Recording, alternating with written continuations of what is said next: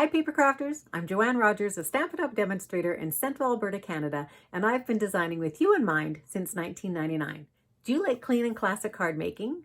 Do you only have maybe a few stamps, inks, and paper, and you'd like to know how to maximize those? Or do you have just a ton of things and you've been stamping for years, but you want to get back to basics and you want to learn how to get some great layout options for your cards? This class is all about you, no matter what kind of stamper and where you are in your stamping journey. You'll find out just how far you can stretch those stamps, inks, and paper.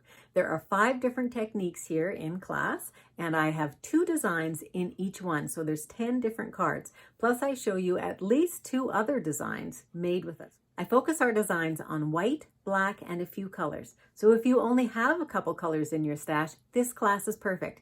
If you have 56 colors in your stash, this class is perfect.